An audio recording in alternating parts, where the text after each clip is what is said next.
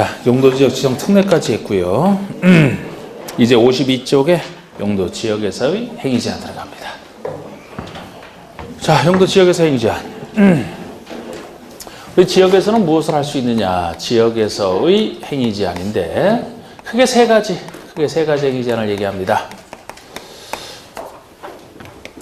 건축제한. 어떤 용도의 건축물을 지을 수 있는지 없는지 건축 용도 제한, 건축 제한을 얘기합니다. 또 어떤 건축을 지을 수 있다라고 했을 때 크기랑 관련해서 건폐율과 용적률은 최대 얼마까지 지을 수 있는지, 건폐율은 이제 최대 한도를 정하고 있고요. 최대 한도를. 이것이 지역의 행위 제한 하면 이 세 가지로서 아주 중요한 거 아닙니까? 어떤 건축을 지을 수 있느냐? 지을 수 있다라고 했을 때 건폐율과 용적률 최대 한도는 어디까지 해서 지을 수 있느냐? 그러니까 지역이 아주 중요하다는 겁니다. 근데 이것은 양은 많은데 시험에는 이것에 비해서 좀 덜 나오는 게 이거예요. 작년에는 여기서도 하나 나오고 여기서도 하나 나왔습니다만 이례적이고 보통 여기서 매번 나오고 여기는 이제 간혹가다 이렇게 나오는 건데, 이상하게 작년에 여기 어려운 부분에서 쉽게 냈고 상대적으로 쉽게 냈고 이 부분에서 아주 까다롭게 냈고 평상시와 달리. 근데 항상 평상시에 맞춰서 하는 거예요. 중요성에 따라서. 자, 우리 건축 용도 제한에서는 지금 건축 제한이 있다 그러면은 우리가 어디를 봐야 알 수가 있느냐, 건축 제한의 근거는 어디 있느냐, 그거를 먼저 보셔야 되는데 원칙은 대통령령입니다. 대통령령이에요. 지금 국회법을 배우고 있으니까 국토계획 및 이원화법률 시행령을 보시면은 각 지역별로 쭉 나와 있어요. 지역별로 어떤 것을 지을 수 있다 없다가 쭉 나와 있습니다. 근데 그건 나중에 펼쳐놓고 보는 거예요. 펼쳐놓고. 기본서로 따지면 이게 이제 정확하게는 그 법조문 그걸로 따지면 만약에 제대로 표현한다면 깨알 같은 것으로 한 20몇 페이지가 될 거예요, 이게. 네, 영의 내용이. 나중에 펼쳐보고 보는 거고, 그 일부만 나중에 제가 느낀 점에서 조금 해드려요. 쉽게 나왔어요, 그런데 그렇지 않은 예외로서 개별 법률, 특별법에 의한 예외가 존재합니다. 그래서 우리가 어디서 뭘 지을 수 있다고 보신다면 이 예외에 해당되는 것을 구별하시면은 나머지는 0이 되는 거예요. 그래서 만약에 개별법을 봐야 되는데 이걸 적용하면 안 되잖아, 그죠? 개별법이 어느 때 적용되는지를 보시고, 그렇지 않은 게 0이고 0의 내용은 나중에 드립니다. 일단 이거부터 보세요. 3번에 1번이 건축 제한 얘기거든요. 그런데 근거가 원칙이 대통령 0이란 말이에요. 이렇게 전국을 대상으로 0으로 통일적으로 합니다.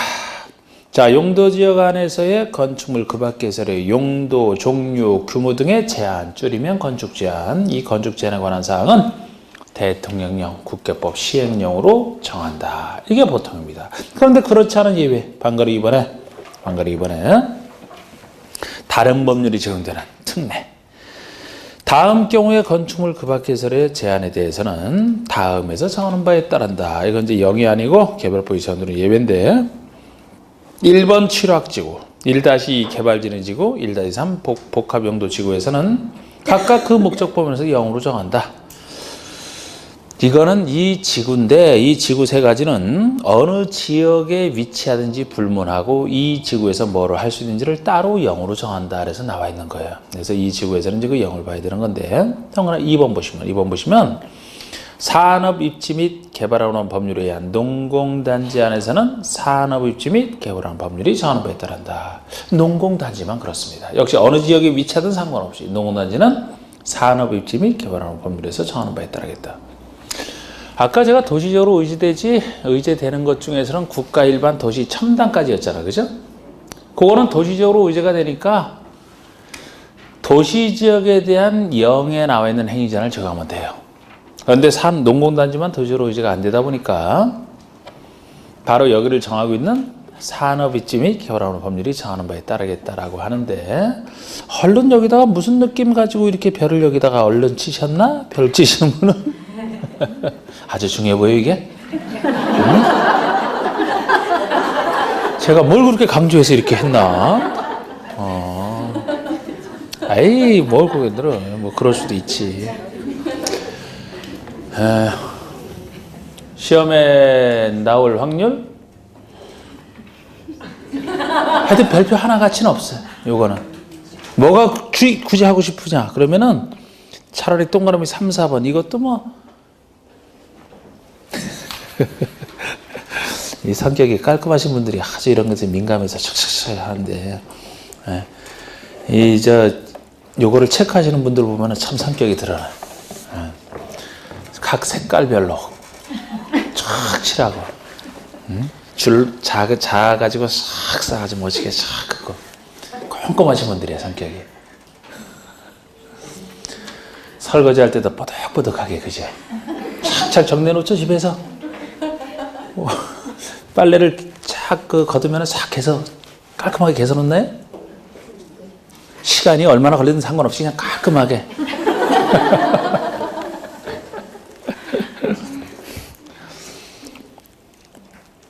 막 어디 뭐 여행 간다라면 이제 한 화장을 한 1시간 하고, 다른 준비해서, 그죠? 한 2시간 준비하고. 실제 있죠, 여기도. 저는 여행 간다면 준비 몇 분 할 것 같아요? 1박 2일 정도, 2박 3일로 간다면. 10분 정도면 될 것 같은데, 10분? 10분이면 이제 머리 감고, 화장하고, 로션 바르고, 그러니까. 면도하는 게 있잖아, 면도하는 거. 그래서 말리고서 딱 하면 한 10분이면 될 것 같은데? 제 와이프는 2시간 넘지. 빨리 가자고. 뭐, 다 됐다. 뭐, 다 된 게 뭐, 시간이 그렇게 항상 걸려. 성격 탓인 것 같아, 성격 탓. 저는 공부할 때도 이 체크 같은 거 잘 안 해요. 이런 거 제가 그 전에 공부할 때도 사시할 때 이렇게 보면은 참 제 책은 보면 참 부실해. 뭐 체크 이런 게 없으니까. 근데 시험 보러 가기 전에 한 기본상 2번 정도 읽었던 것 같아요. 문제집을 한 번 풀면 됐고, 머리가 좋아서가 아니고, 그랬더니 저는 볼 때 꼼꼼하게 보는 스타일이에요. 그 체크를 잘 안 해서 그렇지, 저희가 이해 위주로 자꾸 강의하는 거 그렇잖아요. 저는 어떤 내용을 읽으면서 이게 개인적으로 이해가 안 되면 그냥 안 넘어가요, 그 부분은. 항상 왜 이 결론이 이렇게 생기는지를 항상 생각을 하니까. 뭐 그래서 그렇지 다른 체크는 안 해요. 그 대신 한 번 보면 다른 사람보다 속도는 굉장히 느려요. 느린데 그게 다시 나타났을 때는 이제 더 기억이 오래 가고 더 정확하게 가더라고요. 그래서 저는 만화책 볼 때도 굉장히 느려, 만화책도. 그래서 요새는 뭐 갈 시간도 없어 못 가지만, 만화방에 간다 하면 그 전에 뭐 1시간에 뭐 1,500원, 2,000원 되고 막 보잖아요, 그죠? 친구랑 가면 시간당 끊으면 저는 참 불리해. 그 친구는 뭐 1시간에 막 뭐 10권을 막 봐. 저는 1시간에 그 1권 정도를 보거든요. 그러니까 권으로 끊는 게 훨씬 그런데, 또 권으로 계산해 주긴 미안해갖고 그냥 시간 끊어서 이렇게 하는데, 보통은 시간이 이게 많이 보는 사람이 유리하잖아요. 근데 만화책 볼 때도 그냥 줄거리만 이렇게 탁 이렇게 하는 게 아니고, 그 상황을 그냥 상상이 되면서 막 이렇게, 여기서만 어떻게 되고, 온갖 상상을 하면서 보거든? 그러니까 참 느린 것 같은데. 그 대신 뭐 하나 읽으면 이제 거기에 대한 얘기는 쫙 한다라면 이제 세세한 얘기까지 할 수가 있지. 보통 줄거리만 하는 사람을 위해서. 남자분들 아시겠지만 무협지 본다면 그죠? 순간적으로 빠른 속도로 보시죠? 쫙 그 줄거리만 쫙 보면서 쫙 하잖아. 저런 뭐 기현을 탁 만났는데 뭐 갑자기 뭐 20년 내공을 얻었다. 이 정도 가치가 20년이 될까? 이 정도 기억 가지고. 하여튼 그런 식인데, 그래서 막 이렇게 체크하시 이렇게 하시는 분들 보면은 그냥 저랑 다르니까 좀 재밌는 것 같아요. 재밌는 것 같아요.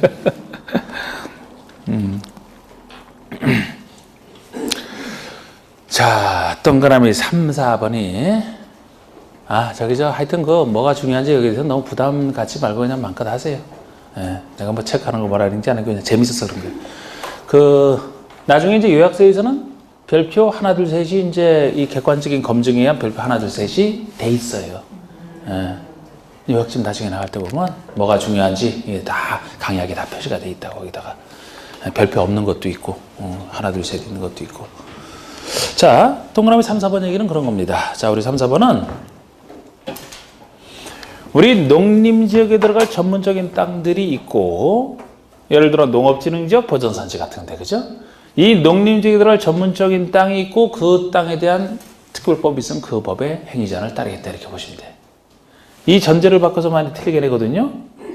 예를 들어서 농지 법에 의한 건 농업진흥지역 있잖아. 농업진흥지역. 농업진흥지역은 여기 들어갈 땅이기 때문에 농림지역에 있는 농업진흥지역에 대해서 농지법의 행위제한을 적용하는 것이지, 만약에 자연환경 보존지역에 있는 농업진흥지역이다 그러면 여기에 대한 영해행위제한이 적용되지 농지법 규정에서도 그게 적용이 안 돼요. 그래서 지금 제가 말씀드리는 취지는 다른 게 아니고, 농림지역에 들어갈 전문적인 땅들이 있고 거기에 대한 특별법이 있으면 그때 그 법을 따르겠다. 마찬가지예요. 여기도 아까 우리 여러 가지 보호할 것들이 열거돼 있었죠. 그죠? 자연환경 보존지역에 들어갈 여러 가지 땅들, 전문적인 땅들을 전제로 해서 거기에 대한 특별법이 있으면 그 법. 이 특별법도 외울 필요 없어요. 비슷한 법 찾아내면 되기 때문에. 어디에 있는 건지 전제 조건을 잘 보시라고요. 그러면 돼. 잘 안 나오지만 나와도 그러면 돼. 자, 3번에 농림지역 중에 농업진흥지역은 농지법, 보전산지도 여기 들어갈 땅이잖아요. 산지관리법, 초지에 대해서 초지법. 농림지역에 있는 걸 전제로 해서 이 초지도 초지법이라는 다른 특별법이 없었다라면 이게 농지법에 해당되는 거예요. 초지가 풀을 재배하는 것이라. 근데 초지법이 있어서 따로 떨어져 나왔지 농지처럼 보시면 돼요. 그래서 농림지역에 있는 농업진흥지역, 농지법, 보전산지는 산지관리법, 초지는 초지법. 다른 지역이 있으면 안 됩니다. 그리고 4번에 자연환경 보존지역에서 5가지가 나와 있는데 요게 다 보존할 땅들. 그래서 자연환경 보존지역에 있는 걸 전제로 해서 이렇게 보시면 돼요. 자, 자연환경 보존지역 중 이 전제가 돼 있고, 자연공원법에 한 공원구역? 아니 공원으로 유지하려면 개발해서는 안 되죠. 그죠? 그러니까 여기 들어갈 땅 아닙니까? 여기 있는 걸 전제로 해서 비슷한 자연공원법을, 수도법에 한 상수원 보호구역도 상수원 보호구역이니까 잘 보존해야 되잖아. 수도법을, 문화재 보호법에 지정된 지정문화재나 천연기념물 보호구역, 문화재, 천연기념물, 이것도 다 보존할 것이니까 자연환경 보존지역에 있는 걸 전제로 해서 문화재 보호법을, 해양 생태계 보존이 관련하는 법률에 의한 해양보호구역에 대해서는 해양보호잖아. 역시 보호할 땅이라 자연환경 보존지역에 있는 걸 전제로 해서 비슷한 법인 해양 생태계 보존 및 관련하는 법률이 정하는 바에 의한다. 그리고 역시 자연환경 보존지역 중에 수산자원 보호구역도 수산자원을 보호하려고 한다. 자연환경 보존지역에 있는 걸 전제로 해서 수산자원 관리법에서 정하는 바에 따라 이렇게 하는 거, 그 정도. 그리고 방가로 3번이 0에 나와 있는 내용이에요. 0에 나와 있는 그 행위제한 내용인데, 자 넘겨보세요. 제가 대표적인 거 이제 2가지 유형만 이렇게 적어놨지, 이걸 다 쓰면은 이게 20몇 페이지가 되는 거라고. 이게 저는 그냥 생략해놨죠. 어차피 요거는 나중에 업무를 보신다면은 국계법 시행령 찾아 들어가면 별표 1에 각 지역별로 무엇을 지을 수 있다 쭉 지금처럼 나와 있는 게 있어요. 지을 수 있다면 거기에 정해진 것만 지을 수 있고, 지을 수 없다면 없는 것은 못하고 나머지는 할 수 있고, 이런 식으로 쭉 펼쳐놓고 보는 건데, 이것을 요약한 것이 55쪽에 동그라미 3번 내용입니다. 그래서 나중에 그 수많은 걸 다 할 수는 없기 때문에 일부만 갖고 왜 그런지 조금 이해시키는 쪽으로 갈 거예요. 그런데 요게 갔는데 이제 이 중에서 작년에 너무 이게 쉽게 나온 거지. 아파트 갖고, 2번째 아파트 갖고 물었으니까 나중에 이해시킵니다. 편하게 나왔어요. 그런데 어차피 이쪽에서 나왔을 때 틀려도 상관없어요. 이건. 그냥 편하게 하자는 거예요. 자, 양가로 2번의 건폐율, 이거거든요. 건폐율인데, 이건 거의 매회 나오는 건데, 자, 여기서 많은 숫자가 나오지만 해야 되는 겁니다. 자, 먼저 그 방가로 1번에서는 의의가 나와 있는데요.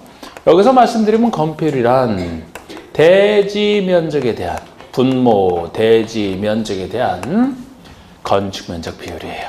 건축 면적의 비율. 곱하기 100에서 백분율로 표시하고 있죠. 용적률이란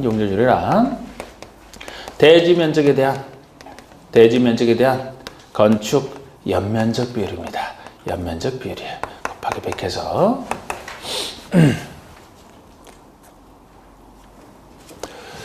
자, 우리 요 개념들은 다 건축법에 나오는 개념이에요. 요거 포함해서 국계법에서 최대한도를 정하고 있기 때문에 그 전에 개념이 나온 것이지. 그래서 우리 대충 보시면 우리 대지 면적이 이렇게 있을 때 여기에서 건축 면적이 차지하는 비율이다. 건축 면적은 높이랑 상관없이 땅을 잠식해서 건축된 면적을 얘기하는데요.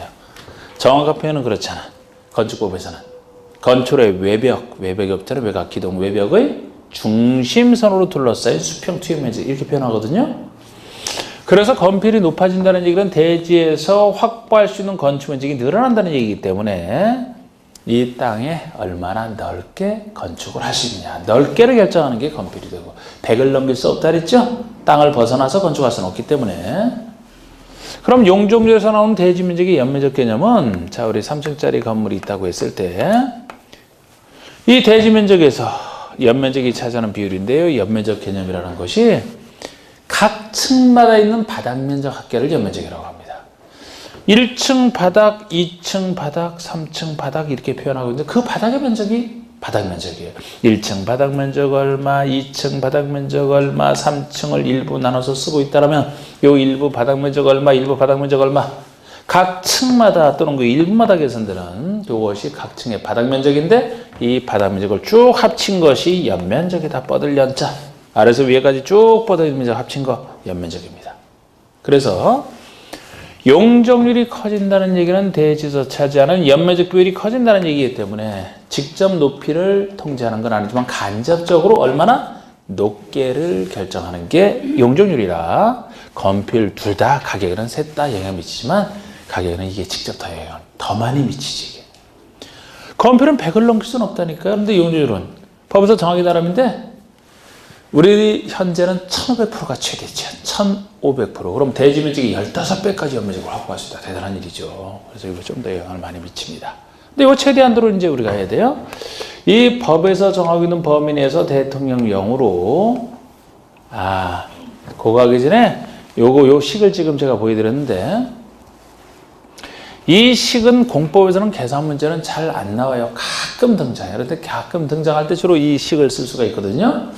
자, 땅을 준 상태에서 건폐율 건축 최대한도는 지역마다 정해져 있어요. 최대한도가 정해져 있습니다. 땅도 주어져 있고 어느 지역에 따른 건폐율 최대한도도 주어져 있어요. 그러면은 이 계산식 갖고서 요거 계산할 때 쓰죠.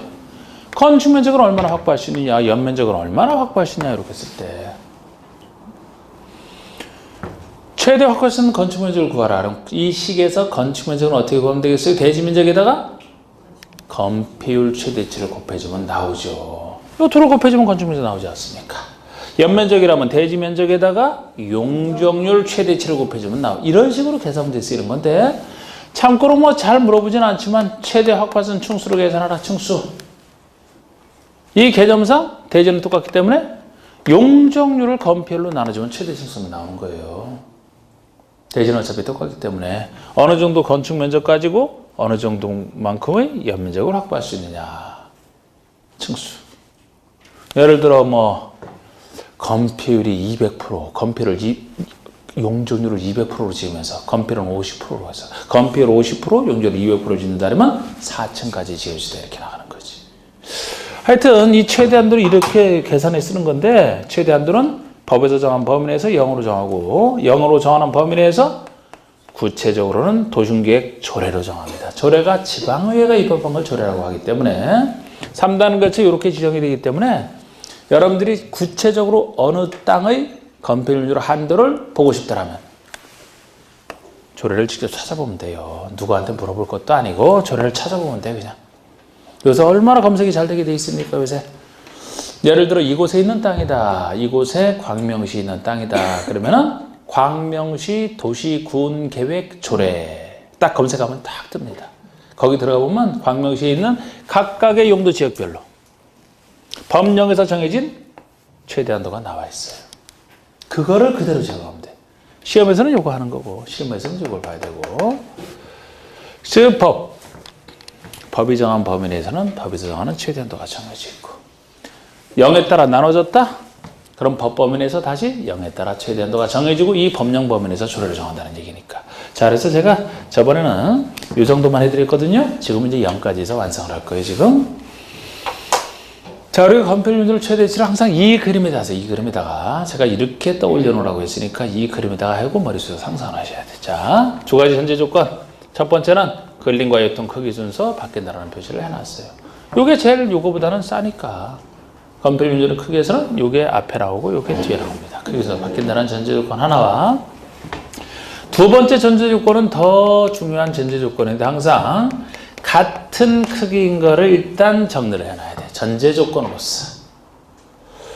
자, 우리 보존할 땅 중에서 자연환경 보전직이 낮을 텐데요. 여기에 준하는 보전관리와 농림직도 낮을 텐데 여기에 준하는 생산관리. 지금 체크한 보생농자 네 가지는 건폐율에서 항상 같은 크기이고 보존을 통해서 녹지지역, 세모표시 녹지지역은 세모표시하는 것이 건폐율에서는 5가지가 같은 크기지만 용적률에서는 빠지기 때문에 그냥 세모표시를 해놨는데 근데 이렇게 보통 해놓는데 제가 색깔별로 다 표시를 하면은 자 우리 건폐율은 이제 노란색으로 용적률은 빨간색으로 할 거예요. 그럼 건폐율 같은 크기인 것은 녹지에다가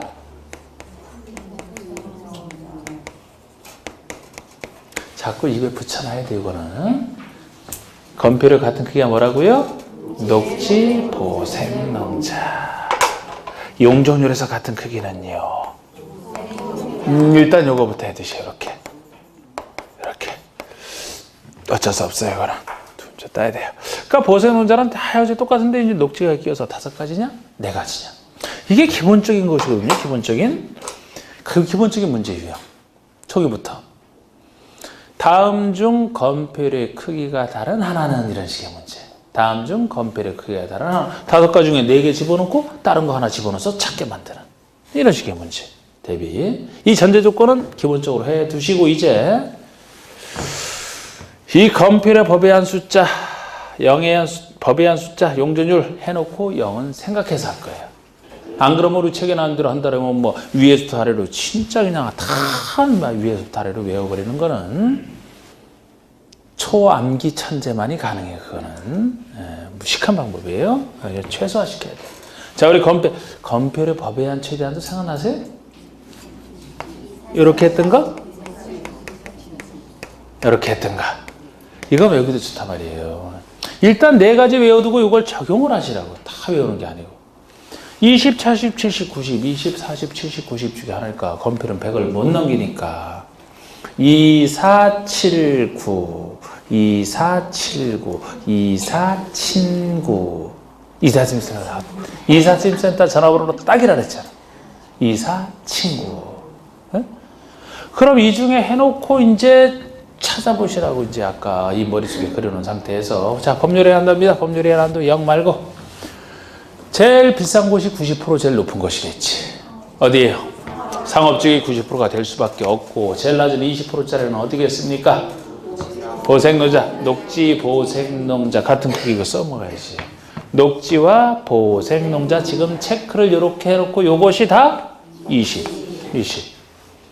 그러면 이제 보존할 땅에서 뭐가 남아요?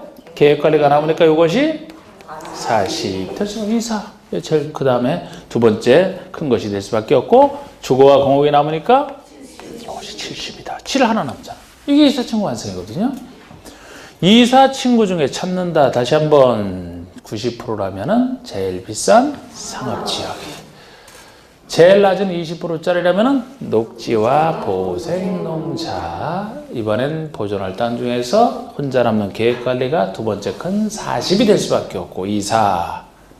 나머지 개발할 땅에서 주거 공업에 남으니까 혼자 남은 70. 이사친구 완성. 자, 용적률 법의 한도 해봅니다. 요거 그냥 단순하게 해야 돼요. 왜 이건 아까처럼 이사친구처럼 깔끔하게 떨어지지도 않아. 일단 제일 높은 거 1500짜리 기억하시고 제일 낮은 것은 80. 일단 이거는 뭐 할 수밖에 없고 제일 낮은 거 80, 제일 높은 거 1500 해놓고 나머지 중에서도 100짜리도 있고 400도 있고 500도 145 100에다 400 더해서 500 됐네. 합이 1000이고 145 80, 1500, 145 중에서 찾아야 돼요. 1500짜리는 어디?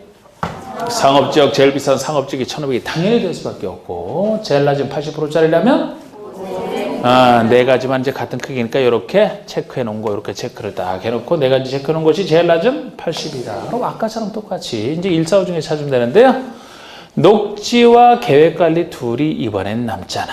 보존할 땅 중에서 보생농자가 80이니까 녹지랑 계획관리 둘이 남는데 이것이 145 중에 100이 될 수밖에 없고 그러면 주거와 공업이 남는데 아까 어디가 더 비싸다라고 했어요? 주거지역. 그러니까 주거지역이 500이 될 수밖에 없고 공업이 400이 될 수밖에 없고 145 완성. 이렇게. 요 정도 숫자까지는 낸 적이 있으시죠. 드물지만. 그래서 다시 한번 해보면 용적률은 제일 비싼 상업지역이 제일 큰 1500, 제일 낮은 80은 보생농자. 그럼 보존을 따라서 녹지랑 계획관리 남으니까 이것이 100, 400, 500 중에 주거가 500, 공업지역이 400 했어요. 자, 이제 건폐율 다시 들어갑니다. 건폐율. 영해안한도, 영해안한도.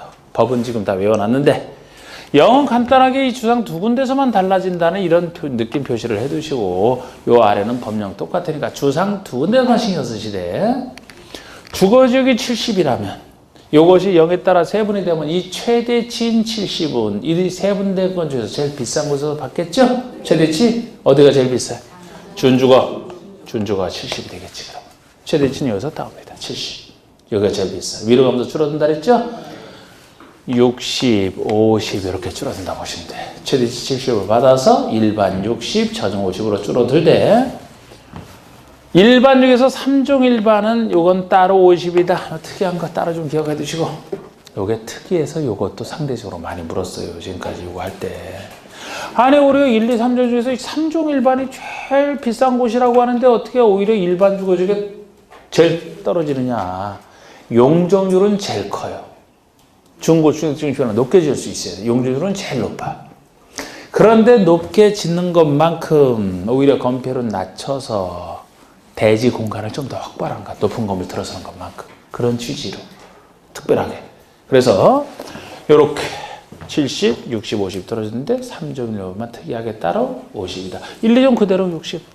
1, 2종 전에는 50. 이 아래 똑같아요. 공업이 아까 70이라고 했잖아요. 나눠줘도 이거 다 70이야. 이거 다 20이고. 요 아래에서 이제 조례로는 달라질 수 있겠지만 이렇게 돼 있거든요. 주상에서만 신경 쓰. 아, 상업하지도 않았네 아직. 아이고 이거 하고서 그냥 넘어갈라 그랬네. 상업지역이 제일 비싼 곳이 중심 90을 받겠죠. 일반 80 줄어듭니다. 그리고 순서 바뀐다는 표시를 해놨는데 항상 처음에는 겁이 없어요. 처음에는 겁이 없어요. 모를 때 용감하잖아. 모를 때. 그래서 요거 다음에 밑으로 들어가면 되는데 처음 바뀌어가지고 겁 없이 그냥 대들죠. 일반처럼 일반에게 똑같이 80 맞먹습니다. 이때 혼나고 용리수는 확실히 밑에 들어가.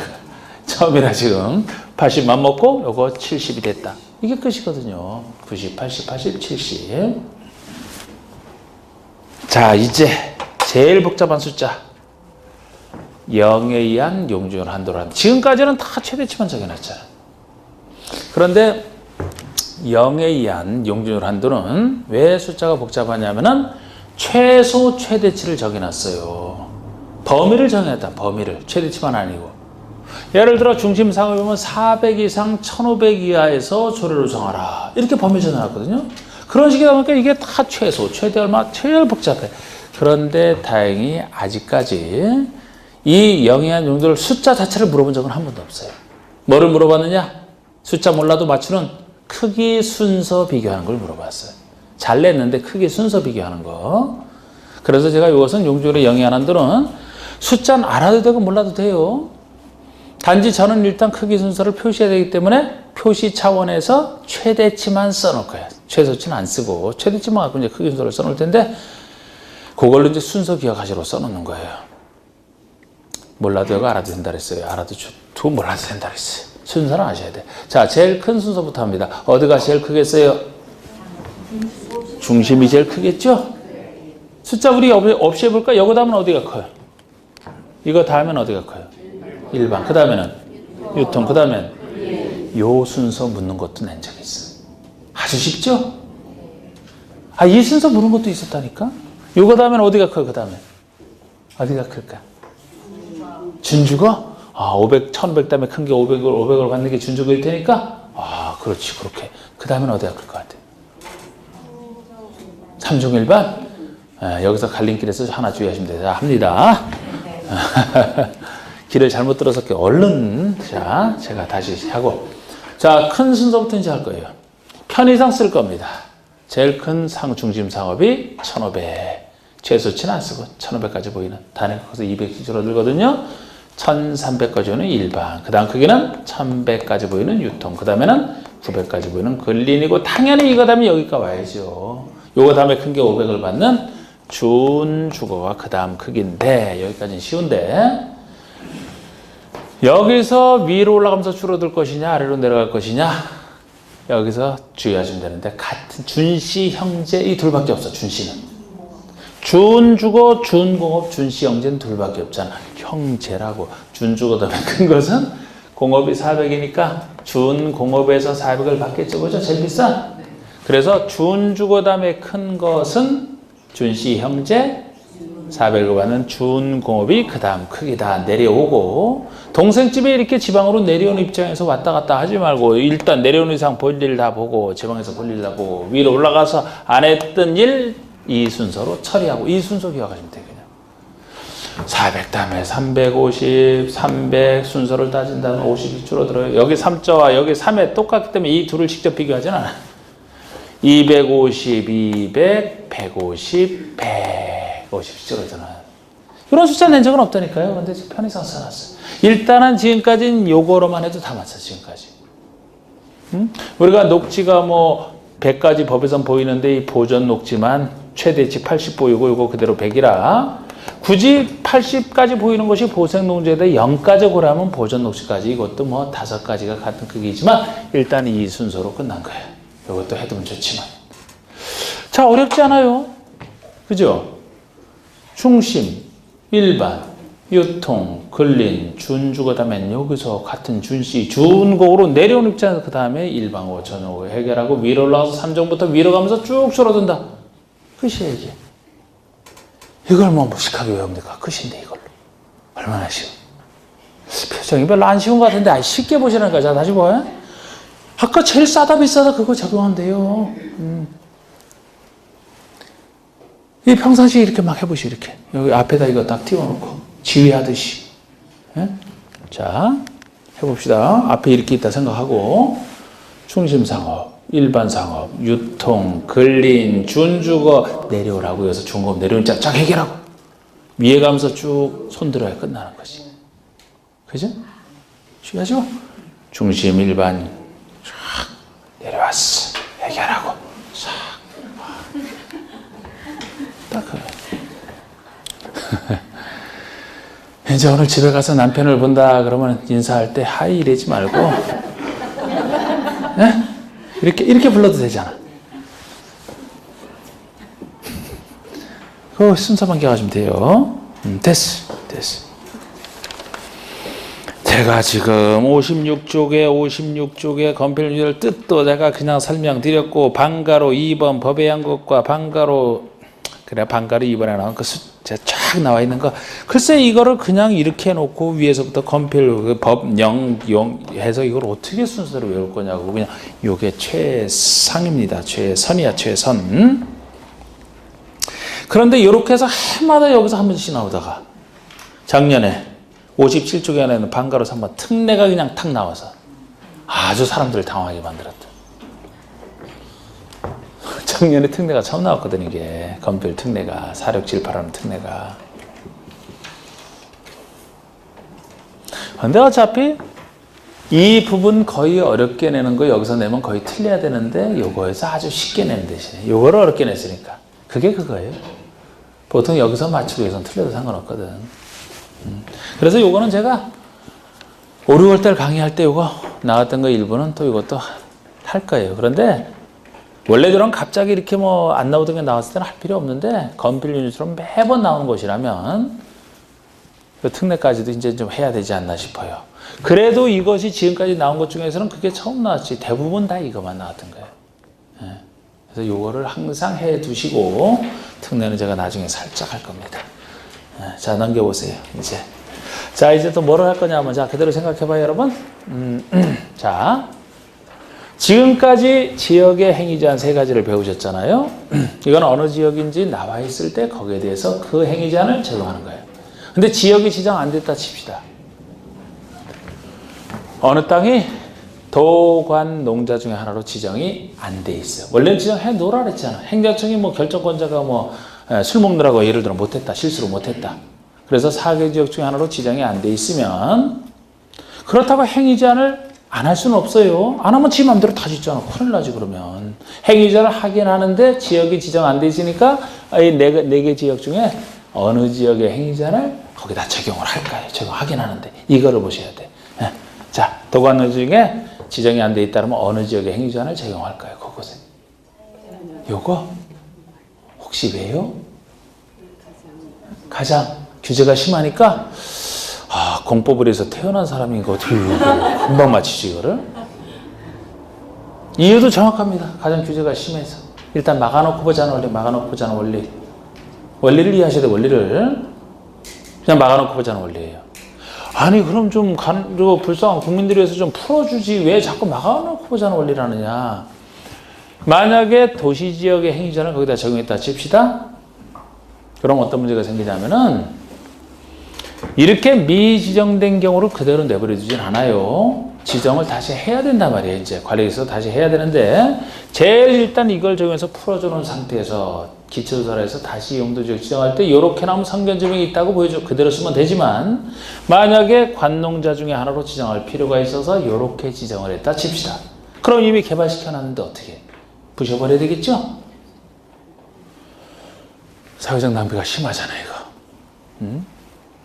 만약에 이 중에 제일 행위자에 엄격한 자연환경 보존적인 행위자를 적용하게 되면 나중에 조사에서 이렇게 나오면 그대로 쓰면 되고 만약에 이렇게 지정할 필요가 있어 이렇게 지정을 하게 되면 요거 지정되는 거면 그때 가서 기존의 행위자를 여기에 맞게 풀어주면 돼요. 그럼 그때 가서 더 지으면 되지. 자원 낭비 없죠? 그래서 일단은 막아놓고 보자는 원리예요. 그게 적용돼야 논리적으로 맞아요. 그래서 사개지역 중에 지정이 안 돼 있다면 행위자는 하긴 하되 자연환경 보존적인 행위자는 제거한다 보시면 돼요. 제일 싼 것, 사개지역 중에.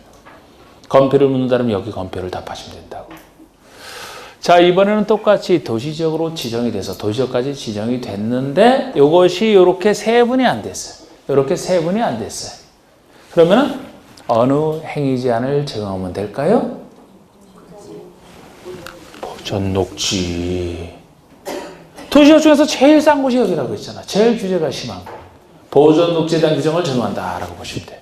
같은 원리, 같은 논리. 일단 막아놓고 보자는 원리. 자, 우리 관리지역인데 이렇게 세분이 안 돼 있어요. 어느 지역의 행위자를 적용해야 됩니까? 똑같아요. 보존관리지. 다른 지역을 적용한다? 틀리는 겁니다. 자, 이것도 여러 번 나왔던 거예요. 59쪽에 4번입니다. 59쪽에 4번에 1번, 양가로 1번, 방가로 1번 보세요.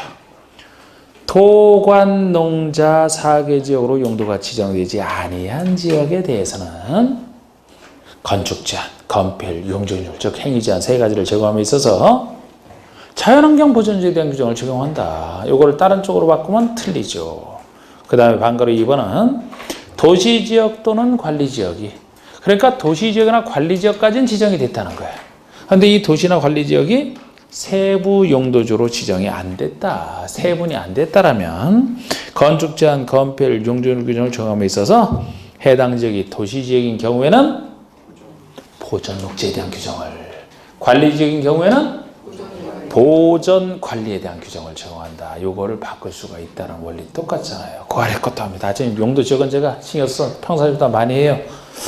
방향가로 2번 보시면 도시지역에 대해서는 다음 규정은 적용하지 않는다. 도시지역에 대해서만 적용 안 되는 두 가지 규정이 있어요.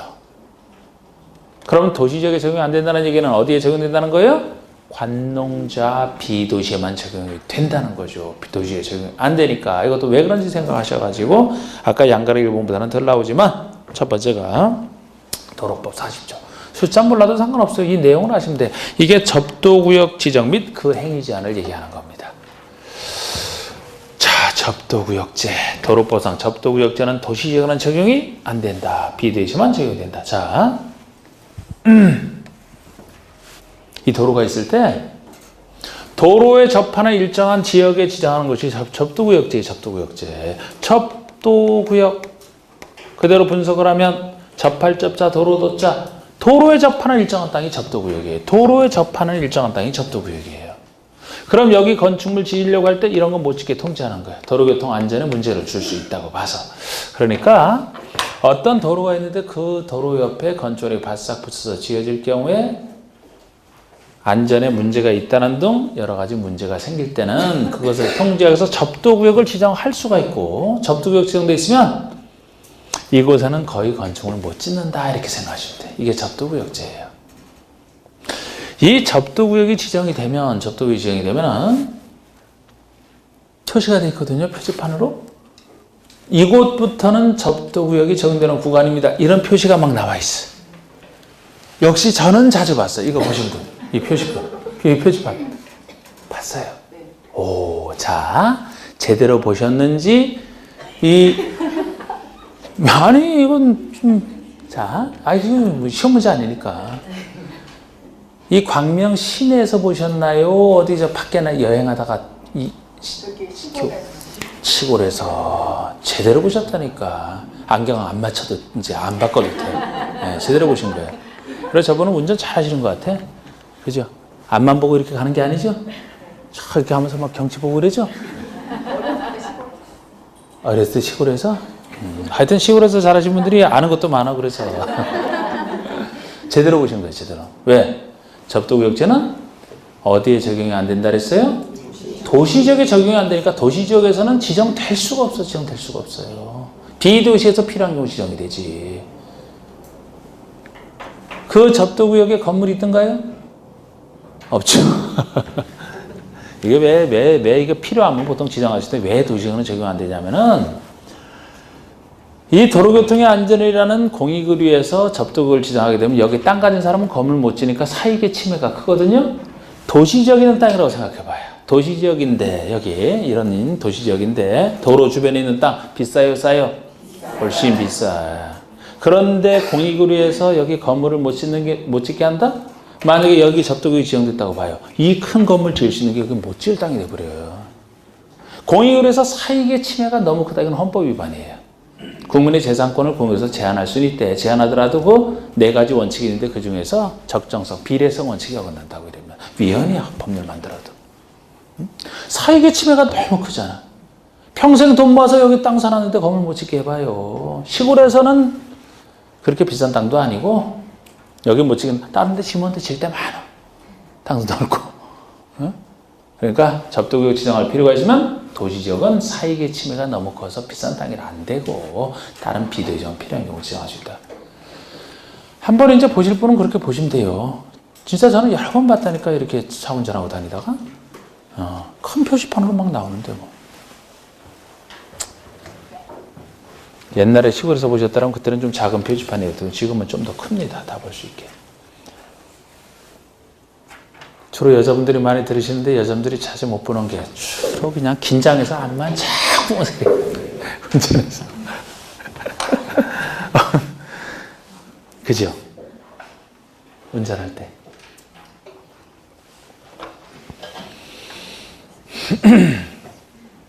하긴 남녀 차이인가 성격 차이지. 그래서 바둑의 그 유명한 프로기사, 얼마 전에 그걸 들었는데, 그 유명한 프로기사가, 제가 바둑도 좋아하는데, 그 프로기사가. 이 바둑이 초집중력을 요합니다. 한 수 둘 때마다 몇 수 앞을 생각하는 게 아니고, 우리 아마추어나 그렇지. 그 사람들은 판 전체를 생각해. 다양한 변화를. 엄청 집중해서 본다고. 근데 그 사람이 그래서 그런지 하여튼 그 사람이 특이한 사람이지. 뭐 운전한다면은 앞만 쫙 보고, 도로 앞만 보고 초집중해서 운전을 한대. 누가 전화는 당연히 안 보고 옆에 사람이 옆에 있다가 말을 걸어도 말도 못 걸게 한대. 집중해야 되니까 두 손 꼭 잡고. 답답한 사람이죠. 자, 접도구역제 두 번째 보세요. 농지법 8조. 농지 취득 차익세 문제. 여러분들이 농지부에서 배우셨던 거. 자, 여러분. 농지를 취득할 때는 농지증을 발급받아야 된다. 시군면장에서 그 규정이거든요. 요거는 왜 나와 있는 거예요? 농민이 농사지을 사람이 취득해서 농사진데 써라, 그 취지 아닙니까? 자, 도시지역이 개발할 땅이라고 했어요. 이곳에 농지가 있습니다. 농사지을 땅이에요, 개발할 땅이에요? 개발할 땅이지 뭘 생각해요? 당연히 개발할 땅이면 개발해야지. 현재 농지로 남아있더라도 여건이 안 돼서 개발을 못했을 뿐이지, 상업지역에 농지가 있으면 농사 져야 돼요. 상가 건물 짓는데 이용을 해야 될 땅 아니야. 그죠? 그러니까 적용할 필요가 없다고.